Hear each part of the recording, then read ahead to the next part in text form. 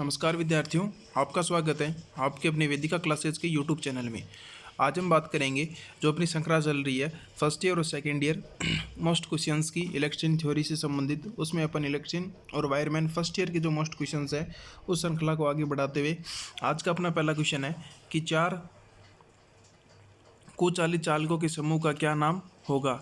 यानी जो insulated conductor होते हैं उसको अपन जो जिसके अंदर 4 वायर प्रयोग किए जा रहे हैं उसको अपन क्या कहेंगे। ए जोड़ा, बी क्रोड, सी क्वाड, डी लेयर। तो यहाँ पे सी ऑप्शन इसका राइट आंसर होगा आपका। क्वाड के नाम से जाना जाता है 4 कुचालक समूहों को। नेक्स्ट क्वेश्चन है अपना, लैंप को नियंत्रण करने के लिए गोदाम वायरिंग सर्किट में कितने 2 तरह के स्विचों का आवश्यकता होगी। यानी अपन जो गोडाउन की वायरिंग करेंगे उसमें अंदर 4 लैंप को आपको नियंत्रित करने के लिए आप कितने प्रकार के स्विच का यूज़ करोगे। 2 प्रकार के, 3 प्रकार के, 4 प्रकार के या 5 प्रकार के। तो यहाँ पे बी ऑप्शन अपना राइट आंसर होगा। 3 प्रकार के स्विच का प्रयोग करके गोदाम की वायरिंग अपन कर सकते हैं। नेक्स्ट क्वेश्चन है, बहुमंजिला इमारत के लिए तारों की ट्री प्रणाली सबसे उपयुक्त क्यों है। यानी आपने देखा होगा जब बिल्डिंग के अंदर वायरिंग की जाती है इलेक्ट्रिकली तो उसके अंदर ट्री प्रणाली को सबसे उपयुक्त माना जाता है। तो ऐसा क्यों। ए असमान भार संतुलन, बी नियत वोल्टेज विसरण, सी न्यूनतम वोल्टेज पाथ, डी कई फ्यूज के साथ दोष ढूंढने में सरलता। तो यहाँ पे डी ऑप्शन अपना राइट आंसर होगा कि कई फ्यूज के साथ फॉल्ट ढूंढने में आसानी। नेक्स्ट क्वेश्चन देखेंगे, सीलिंग में स्क्रू का छेद भरने हेतु भराव पदार्थ के रूप में किसका प्रयोग किया जाता है।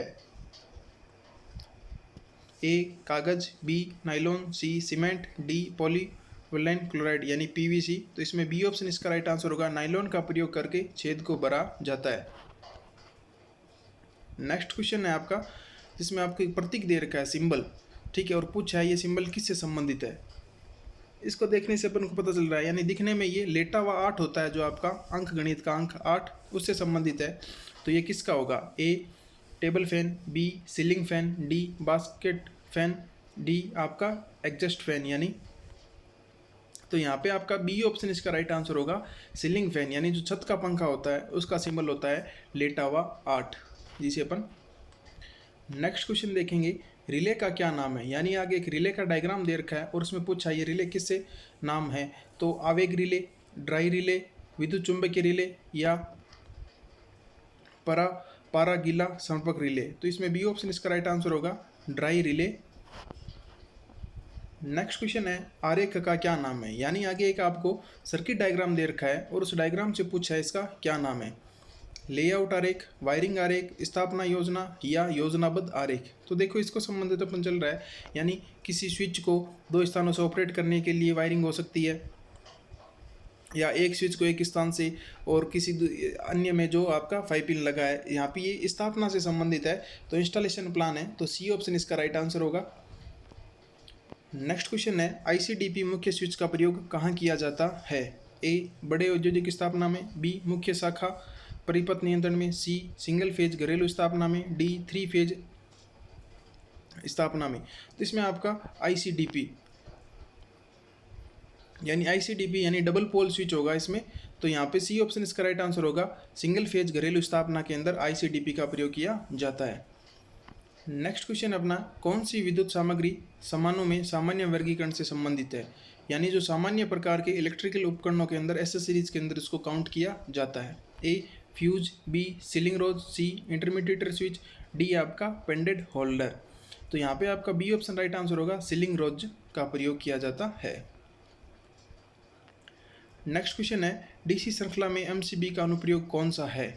यानी किसके स्थान पे आप एमसीबी का प्रयोग कर सकते हो। A AC motor, B DC motor, C locomotive, D air conditioner. तो यहाँ पे सी ऑप्शन इसका राइट आंसर होगा लोकोमोटिव। नेक्स्ट क्वेश्चन है, दोष में सर्किट को बाधित करने के लिए फ्यूज द्वारा लिया गया समय क्या कहलाता है। यानी आपने देखा होगा कि फाल्ट सर्किट को बाधित करने के लिए, ठीक है, यानी जो फाल्ट हुआ है उसको रोकने के लिए फ्यूज के द्वारा जो समय लिया जाता है वो समय क्या कहलाता है। ए समय गुणांक, बी फ्यूजिंग गुणांक, सी कट ऑफ गुणांक, डी फ्यूजिंग धारा। तो यहाँ पे सी ऑप्शन इसका राइट आंसर होगा कट ऑफ फैक्टर। यानी कितने समय में वो परिपथ को कट कर देता है। नेक्स्ट क्वेश्चन देखेंगे, वायरिंग का ट्री सिस्टम किस स्थान पर सबसे उपयुक्त है, यानी जो वायरिंग के लिए ट्री सिस्टम का उपयोग सबसे ज़्यादा कहाँ किया जाएगा। A godown wiring, B industrial wiring, C domestic wiring, D आपका मल्टी स्टोर बिल्डिंग में। तो यहाँ पे डी ऑप्शन इसका राइट आंसर होगा, मल्टी स्टोरेड बिल्डिंग में, यानी बहुमंजिला भवनों के अंदर ट्री सिस्टम का प्रयोग किया जाता है। नेक्स्ट क्वेश्चन देखेंगे, सुरक्षित ठंडा मोल्ड करने के लिए पीवीसी की अधिकतम आकार क्या होगी, यानी जो पीवीसी आपका कंड्यूट पाइप होता है उसका साइज अधिकतम कितना होता है, 12 mm, 19 mm, 25 mm या 50 mm। तो यहाँ पे सी ऑप्शन इसका राइट आंसर होगा, 25 mm। नेक्स्ट क्वेश्चन देखेंगे, होम थिएटर वायरिंग व पावर वायरिंग के लिए अलग वायरिंग की सिफारिश क्यों की जाती है, यानी आपने देखा होगा होम थिएटर वायरिंग और एक पावर वायरिंग होती है, उनको अलग अलग स्थापित क्यों किया जाता है। ए बिजली की आग से बचाव के लिए, बी शक्ति हानि कम करने के लिए, सी बिजली के व्यतिकरण को से बचने के लिए, या वोल्टेज स्तर को स्थिर बनाए रखने के लिए। तो यहाँ पे सी ऑप्शन अपना राइट आंसर होगा, बिजली के व्यतिकरण को रोकने के लिए थिएटर वायरिंग और पावर वायरिंग को अलग अलग स्थापित किया जाता है। नेक्स्ट क्वेश्चन है जिसमें आपको एक परिपथ दे रखा है सर्किट डायग्राम और पूछा है भी इसका क्या नाम है, यानी प्रकाशीय परिपथ का क्या नाम होगा। तो ये अपना ए सुरंग प्रकाश वायरिंग, बी गलियारा वायरिंग, सी गोदाम वायरिंग, डी सीडीओ की वायरिंग। तो आप देखोगे यानी अंदर से जब अपन प्रवेश कर रहे थे तो एक स्विच के द्वारा पहले स्विच को ऑन किया जाता है, फिर जब दूसरा स्विच को कनेक्ट किया जाएगा तो पहला ऑफ हो जाएगा और दूसरा ऑन हो जाएगा। और जैसे जैसे अपन आगे बढ़ते चलेंगे और जैसे आगे वाले स्विच को ऑन करेंगे तो पीछे वाला स्विच अपने आप बंद हो जाएगा। तो ये वायरिंग आपकी गोडाउन वायरिंग से संबंधित है, तो यहाँ पे सी ऑप्शन अपना राइट आंसर होगा। नेक्स्ट क्वेश्चन देखेंगे, कंड्यूट को मोड़ने के लिए किस प्रकार के उपकरण का प्रयोग किया जाएगा। तो यहाँ पे A hickey, B coupler, C pipe vice, D bench vice. तो यहाँ पे ये ऑप्शन इसका राइट आंसर होगा, हिकी का प्रयोग कर कंड्यूट को मोड़ा जाता है। नेक्स्ट क्वेश्चन है एमसीबी की फुल फॉर्म। देखो ये 2-4 जो आपके एग्जाम पूरी बुक्स में आप देखोगे तो 2-4 ही है कुछ फुल फॉर्म्स जो आपके लिए बहुत ही महत्वपूर्ण है। जैसे एमसीबी आ गया ए बी सी और डी, इसमें आप देखोगे तो इसका बी ऑप्शन इसका राइट आंसर होगा, मिनिएचर सर्किट ब्रेकर। ध्यान रखना, मिनिएचर सर्किट ब्रेकर। दिखने में तीनों ही आपको सही लगेगी लेकिन ऑप्शन इसका बी राइट आंसर होगा, miniature circuit breaker. Next question है ईएलसीबी का क्या उद्देश्य होगा। और अगर ईएलसी की फुल फॉर्म पूछ ले तो अर्थ लीकेज सर्किट ब्रेकर हो जाएगी आपकी, ठीक है। लेकिन यहाँ पे उद्देश्य पूछा है तो यहाँ पे हो जाएगा ए परिपथ में दोष खोजना, बी अवशेष धारा को देखना, सी अति भार से उपकरण की सुरक्षा, डी लघु पतन से उपकरण की सुरक्षा। तो यहाँ पे बी ऑप्शन आपका राइट आंसर होगा, अवशेष धारा को देखना। नेक्स्ट क्वेश्चन है आपका, आगत बिजली आपूर्ति में प्रदान किए गए फ्यूज कट का क्या उद्देश्य है। ए यह सुनिश्चित करने के लिए लाइन अति भार नहीं है, बी स्थिर आपूर्ति वोल्टेज बनाए रखने के लिए, सी सर्किट को लीकेज करंट से बचाने के लिए, डी ताकि इंसान को झटका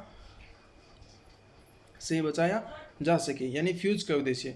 तो यहाँ पे ये ऑप्शन इसका राइट आंसर होगा, ये सुनिश्चित करने के लिए कि लाइन में ओवरलोड तो नहीं है। ये ऑप्शन इसका राइट आंसर होगा। नेक्स्ट क्वेश्चन है अपना, डाई स्टॉक सेट का क्या उपयोग है, यानी डाई स्टॉक सेट का प्रयोग कहाँ किया जाएगा। ए वर्गाकार पाइप में बाह्य थ्रेड काटने के लिए, बी बेलनाकार पाइप में आंतरिक थ्रेड काटने के लिए, सी बेलनाकार पाइप में बाह्य थ्रेड काटने के लिए, डी आयताकार में आंतरिक थ्रेड काटने के लिए। तो यानी डाई स्टॉक का प्रयोग आपको पता है, जैसे अपनी भाषा में बोले तो पाइप के ऊपर चूड़ियाँ निकालना, यानी ये जब एक पाइप को दूसरे पाइप के साथ जोड़ा जाता है तो उसके ऊपर चूड़ियाँ निकाली जाती है, जिसके लिए अपन स्टॉक डाई सेट का प्रयोग करेंगे। तो सी ऑप्शन इसके अंदर राइट आंसर होगा कि बेलनाकार पाइप के ऊपर बाहरी की ओर थ्रेडिंग या चूड़ियाँ निकालने के लिए इसका प्रयोग किया जाता है।